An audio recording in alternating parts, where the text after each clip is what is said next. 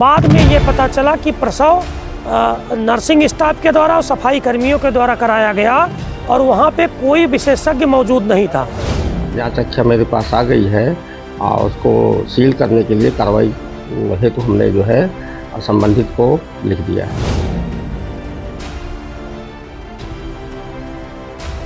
मानक विहीन एक ऐसा हॉस्पिटल चल रहा है जहां लोगों की जान जा रही है।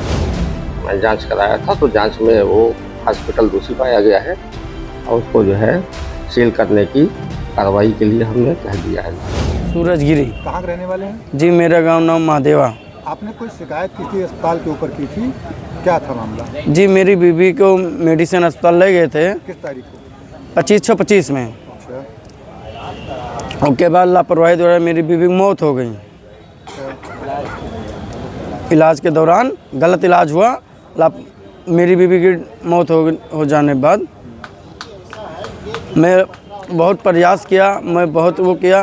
उसके बाद राजेंद्र प्रताप सिंह के द्वारा पैरवी भी किया गया। राजेंद्र प्रताप सिंह कौन है?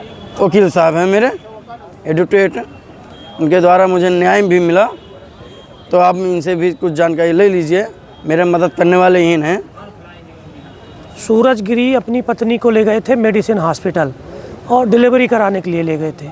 इन्होंने वहाँ पे एडमिट कराया और इनको बताया गया कि आपके वाइफ की डिलीवरी हो रही है। कुछ देर बाद ये बताया गया कि उनकी तबीयत बहुत ज़्यादा ख़राब हो गई है। कुछ देर बाद ये पता चला कि उनको ले जाओ, वो बहुत सीरियस हैं। तब तक इनकी पत्नी की मृत्यु उसी हॉस्पिटल में हो चुकी थी, लेकिन वहाँ पे आनाकानी की गई, लापरवाही की गई। इन्होंने जब एडमिट कराया था तब इनको बताया गया था कि जो विशेषज्ञ होंगे, स्पेशलिस्ट होंगे, वो आपके पत्नी का प्रसव कराएंगे और सुरक्षित प्रसव होगा, कहीं कोई दिक्कत नहीं होगी। सारी जांच पड़ताल हुई, सारी जांच रिपोर्टें नॉर्मल आई, कहीं कोई दिक्कत नहीं थी। बाद में ये पता चला कि प्रसव नर्सिंग स्टाफ के द्वारा और सफाई कर्मियों के द्वारा कराया गया और वहाँ पे कोई विशेषज्ञ मौजूद नहीं था। बाद में इसको लेके काफ़ी हंगामा हुआ था। नगर कोतवाली में अपराध संख्या 590/25 में मेडिसिन हॉस्पिटल के खिलाफ मुकदमा भी दर्ज कराया गया था, जिसमें चार्जशीट भी आ चुकी है। माननीय न्यायालय ने चार्जशीट को परिसंज्ञान भी ले लिया है। उसके बाद भी ये दौड़ते रहे, धूपते रहे, फिर ये हमारे पास इनको किसी ने भेजा। इन्होंने अपनी सारी समस्याएं बताई। लगातार कई महीनों से उच्च अधिकारियों से बातचीत, शिकायती प्रार्थना पत्र के माध्यम से हमने उनको ये समझाने का प्रयास किया कि ज़िले में मानक विहीन एक ऐसा हॉस्पिटल चल रहा है जहां लोगों की जान जा रही है और वो विधि के सम्मत नहीं है। जो नियम कानून है उसके हिसाब से मानक होते हैं, वो हॉस्पिटल उस मानक को पूरा नहीं करता। इनकी पत्नी के मृत्यु के मामले में FIR लिखी जा चुकी है।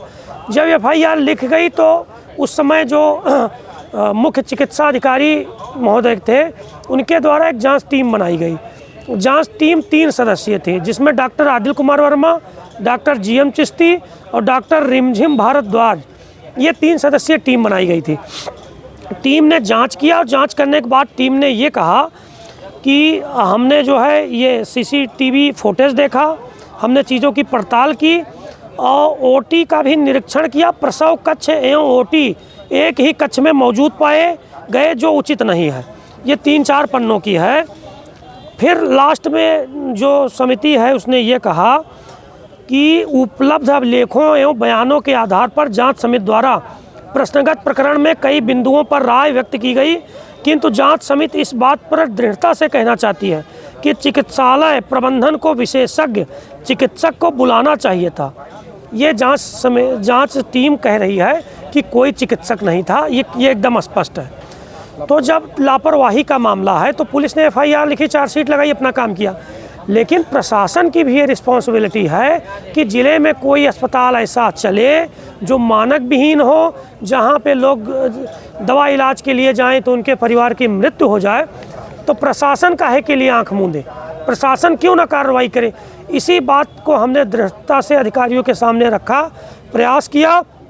अभी मुझे लगता है परसों ये बात पता चली है कि जो मुख्य चिकित्सा अधिकारी संतलाल पटेल जी हैं, उन्होंने कहा है कि हमने एक फिर जांच कराई थी।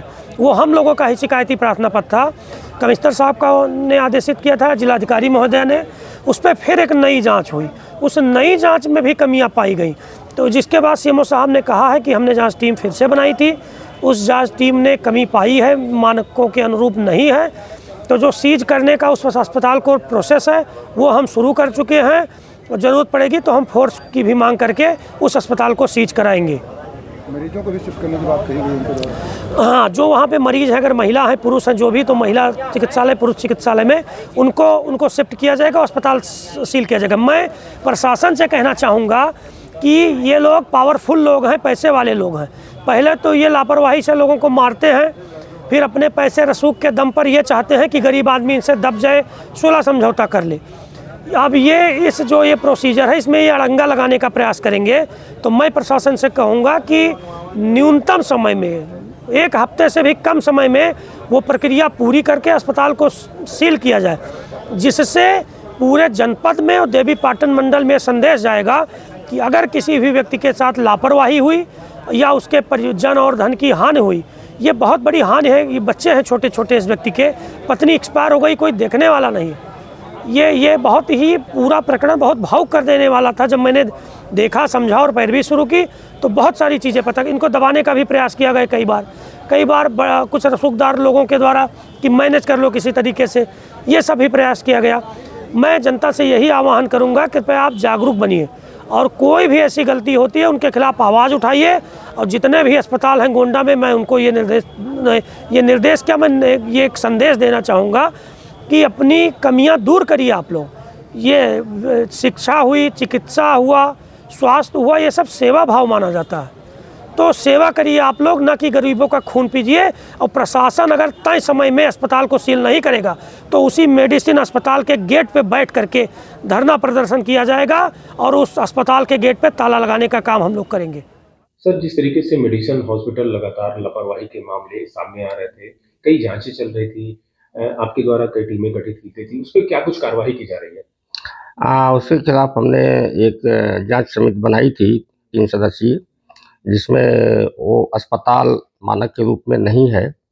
उनकी लापरवाही उसमें साबित हुई है, और जांच अख्या मेरे पास आ गई है। उसको सील करने के लिए कार्रवाई हेतु हमने जो है संबंधित को लिख दिया है। सर, कहाँ पे ये हॉस्पिटल है और किस नाम से ये रजिस्टर्ड था? अभी इसकी आइडिया तो नहीं है, शहर में ही कहीं पे है ये। क्या नाम था सर? मेडिसिन हॉस्पिटल करके आया था, जिसमें एक सूरजगिरी नाम के व्यक्ति का शायद वाइफ एक्सपायर करी थी। उसी के संबंध में उन्होंने जांच कराया था, तो जांच में वो हॉस्पिटल दोषी पाया गया है, और उसको जो है सील करने की कार्रवाई के लिए हमने कह दिया है, लिख दिया है। सर, उसमें जो मरीज हैं उनको कहाँ शिफ्ट किया जाएगा? वो सब पहले नोटिस दिया जाएगा उन लोगों को कि मरीज को अपने जितने भी हो जिला महिला चिकित्सालय, अगर महिला है तो, या पुरुष चिकित्सालय में शिफ्ट कर दें। उसके उपरांत जो है आवश्यक फोर्स लेकर के उसको सील किया जाएगा। माना जा रहा है सर, बहुत सारे अवैध रूप से संचालित हो रहे हैं।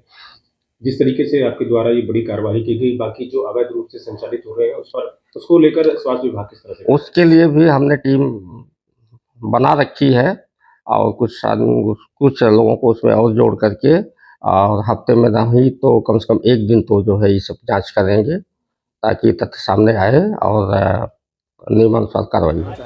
बस यही कहना है कि सीएमओ साहब डॉक्टर संतलाल पटेल ने स्पष्ट निर्देश दिया है और कहा है कि जो ITI चौराहा मेडिसिन हॉस्पिटल ITI चौराहे पे है, उसको हम सील करेंगे, मरीजों को शिफ्ट करेंगे। तो अधिकारियों को धन्यवाद देते हुए, माननीय कमिश्नर साहब को, जिलाधिकारी महोदय को और सीएमओ साहब को, कि आपने तत्परता दिखाते हुए ये एक नज़ीर पेश किया। ऐसा होता नहीं है आमतौर पे। ये अस्पताल प्रबंधन वाले दे लेकर के, मैनेज करके, खरीद करके, अभी भी इस मामले में जो मुझे पता चला है कि अस्पताल प्रबंधन द्वारा अड़ंगा लगाने का प्रयास किया जा रहा है। तो मैं अधिकारियों से निवेदन करूंगा कि ITI चौराहे पे जो मेडिसिन हॉस्पिटल स्थित है, जल्द से जल्द इसको सील करके और जो भी उचित वैधानिक कार्रवाई है करने की कृपा करें।